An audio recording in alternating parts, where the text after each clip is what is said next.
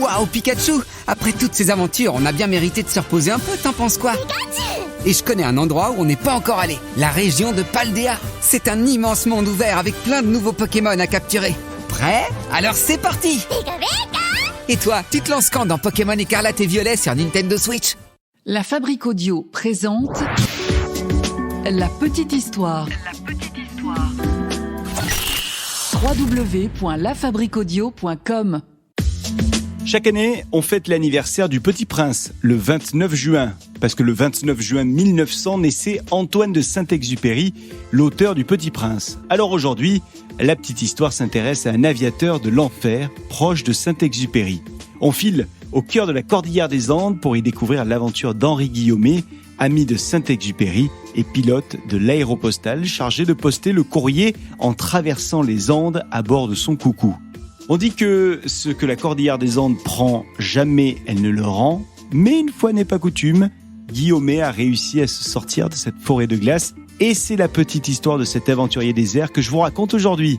Et si j'ai choisi cette histoire, c'est aussi parce que quand j'étais enfant, mes parents m'avaient fait voir un film incroyable que je garderai en tête pour toujours. Guillaumet, les ailes du courage. Je vous recommande ce film et je dédie cet épisode de la petite histoire à mes parents. Ah ouais. Quelle histoire, ça aussi. Salut tout le monde, je suis Florent Mounier. Avant de démarrer ce nouvel épisode de La Petite Histoire, je tiens à vous remercier pour vos nombreux messages sur les réseaux sociaux et les applis de podcast, et notamment sur l'appli de Spotify, où Jérôme nous écoute depuis le Québec, on le salue.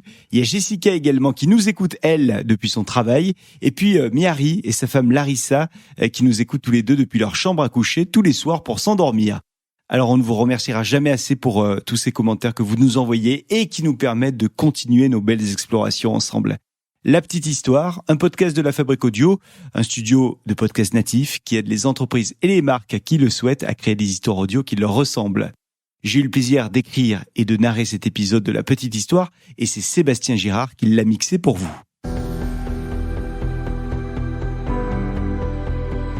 Nous sommes en 1902, nous sommes en France. Henri Guillaumet est né le 29 mai 1902, en France donc, à Bouy, dans la Marne. Et alors Henri, il est rapidement attiré par l'aviation. Il n'a que 5 ans quand il commence à regarder en direction du ciel. Et juste à côté de son école, il y a le camp de Châlons, d'où sont réalisés les essais des débuts de l'aviation. Henri entend tourner les moteurs des avions et ça le fait vibrer. Et un beau jour, c'est carrément à un décollage qu'il assiste. Et il faut croire que le prénom de Henri lui était vraiment destiné parce que en 1908, c'est un autre Henri qui va transformer sa vie. Henri Farman, pionnier dans l'aviation, en étant, comme ses frères d'ailleurs, pilote et constructeur d'avions. Alors nous sommes le 31 octobre. Et Henri Farman s'apprête à accomplir le premier voyage aérien de quasiment 30 km. Et c'est un véritable événement dont le monde entier est en train de parler, par la presse notamment. Henri assiste à cet envol et il voit Farman embarqué à bord d'un aéroplane pour ce qu'on va nommer le premier vol de ville à ville de l'histoire mondiale de l'aviation. Un vol qui est réalisé entre le petit village marnais de Bouy et la grande ville voisine de Reims. Au total, l'avion vole sur une distance de 27 km, un trajet couvert en 20 minutes de vol. Alors imaginez le petit Henri Guillaumet qui assiste à ça, il voit ce grand spectacle et c'est vraiment là que sa vocation est née à Henri. C'est là qu'il a décidé qu'un jour lui aussi il serait dans un avion et non pas à la place du passager mais à la place du pilote. Alors les années passent et Henri devient en effet le pilote qu'il s'était juré d'être. Un pilote de chasse remarquable d'ailleurs, puisque son talent de pilote est reconnu par tout le monde. Il va d'ailleurs gagner des concours. Et on est en 1925 et Henri est recommandé désormais auprès de la compagnie Latécoère par un grand aviateur, Jean Mermoz, avec lequel il a fait son service militaire. Il est donc engagé par cette entreprise en tant que pilote de ligne. Il y a des routes qui sont faites pour se croiser. Henri Guillaumet a déjà croisé le destin d'Henri Farman, puis, à l'instant, on vient de le dire, celui de Jean Mermoz. Et en 1926, c'est une nouvelle rencontre décisive qui va marquer la vie d'Henri Guillaumet, puisqu'il va faire la connaissance de Saint-Exupéry, Antoine de Saint-Exupéry, qui va devenir, comme vous le savez, son meilleur ami. Alors, Saint-Exupéry et Guillaumet sont tous deux issus de mondes aux antipodes. grande famille aristocratique pour Saint-Exupéry, famille de paysans de Champagne pour Guillaumet, mais ils ont en commun une attirance précoce pour l'avion, une passion pour l'avion, qui les a donc amenés à faire leur baptême de l'air à 12 et 14 ans, ce qui au tout début du XXe siècle est loin d'être courant évidemment. C'est donc Henri Guillaumet qui a la mission d'initier la nouvelle recrue Antoine de Saint-Exupéry pour le pilotage de la ligne Toulouse-Barcelone-Alicante. Et c'est Henri qui va faire de Saint-Exupéry un pilote confirmé en lui enseignant les meilleures astuces de pilotage. Les deux hommes sympathisent en fait très vite, et ils parviennent même, dit-on, à se comprendre sans avoir à se parler. D'emblée, Saint-Exupéry va vouer une vraie admiration pour Guillaumet. Alors notre petite histoire nous emmène aujourd'hui autour de l'Argentine. Nous sommes en 1930 et c'est le tout début de l'aviation aéropostale qui transporte lettres et colis d'un bout à l'autre de la planète. Henri Guillaumet fait partie de ces pilotes auxquels la Compagnie Générale Aéropostale demande de survoler les cimes les plus hautes du monde et les canyons les plus redoutables. Et cette fois-ci, il s'agit d'une liaison 100% aérienne de l'Atlantique Sud sur le tronçon Buenos Aires-Santiago du Chili. L'aéropostale veut donc ouvrir des routes pour l'acheminement du courrier, sauf que pour cette liaison, il faut traverser les Andes. Et ça, ce n'est pas une chose simple. Guillaumet n'en est pas à sa première traversée entre Mendoza et Santiago quand arrive la 92e traversée. Une traversée pour laquelle il va survoler la cordillère des Andes une nouvelle fois avec ses sommets qui culminent à 6500 mètres. Nous sommes le 13 juin 1930 et Henri Guillaumet fait donc une nouvelle fois décoller son avion. À son bord, bien entendu, pas mal de chargements et notamment des dizaines de sacs postaux. Alors là-haut, on peut dire que la météo est souvent très hostile, avec le blizzard andin qui souffle et qui avale tout sur son passage. Guillaumet, comme les autres pilotes de l'époque, pilote à vue, sans outils très sophistiqués. Et le moins qu'on puisse dire, c'est que dans les airs, tout est incertain. Avec les vents qui ne cessent de changer de direction, il faut être prêt à réagir à la seconde, parce que chaque voyage peut être le dernier. Je vous rappelle que le mois de juin en Amérique du Sud, c'est l'hiver. Et c'est donc l'un des mois les plus enneigés de la région des Andes. Alors il faut vraiment faire attention, plus encore que d'habitude, et ça, Guillaumet le sait. Alors, il tient fermement le manche de l'appareil et, comme d'accoutumé, l'avion lui obéit au doigt et à l'œil. Henri aime cette sensation d'adrénaline maîtrisée. Il sait ce qu'il risque en faisant un tel périple à travers les Andes dangereuses, mais ce parcours lui offre des panoramas à couper le souffle. Des vues imprenables sur toute la cordillère, avec ses pics. Sauf que ce matin-là, les choses sont un petit peu différentes. Car en plus du blizzard, une tempête de neige vient de se lever. Plus les minutes passent et moins la visibilité est bonne. Henri se cramponne alors aux commandes de l'avion et ralentit un petit peu son allure. Désormais, c'est un véritable déchaînement de flocons et de glace dans lequel est pris son avion. Les vents maltraitent l'engin et son pilote, d'ailleurs, qui décide de se poser en catastrophe. Nous sommes à 3500 mètres d'altitude, je vous le rappelle. Mais Guillaumet est convaincu que cette décision d'atterrir est celle qui lui permettra d'avoir le plus de chances de sortir vivant de ce mauvais pas.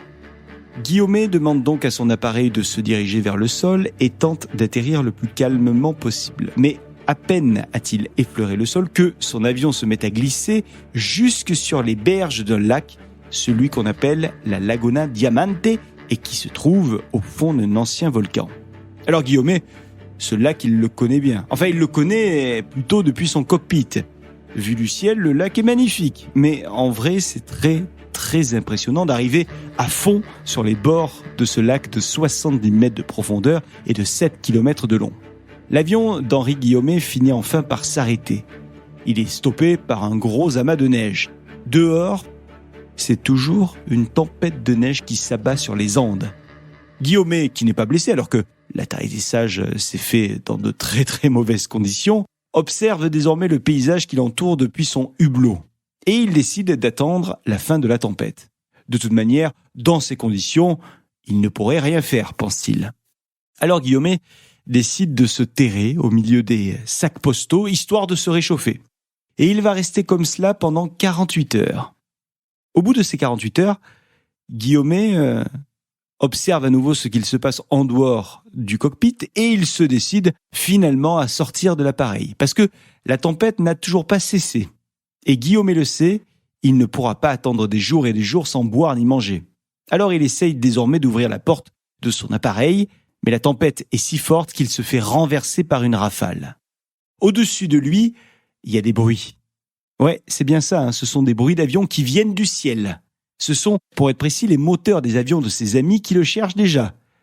Oui, sauf que, avec cette foutue tempête, l'avion est devenu invisible.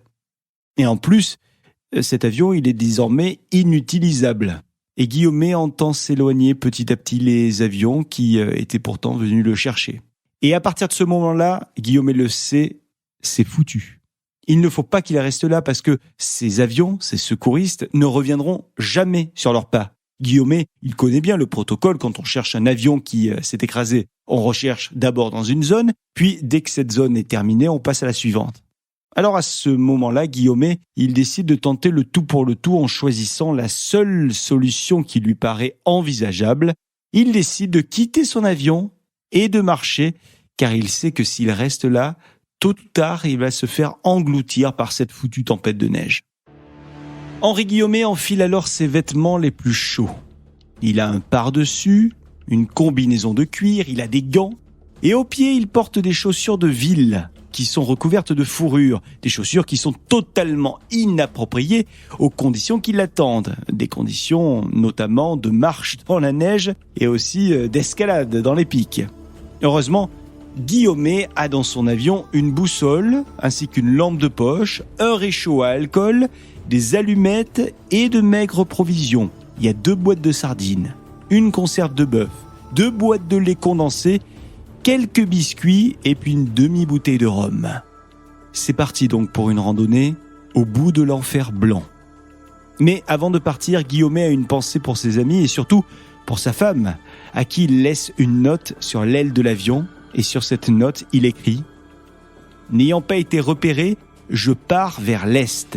Adieu à tous. Ma dernière pensée sera pour ma femme. » Et c'est donc parti pour des heures ou même des jours de marche. Ça, Guillaumet ne le sait pas.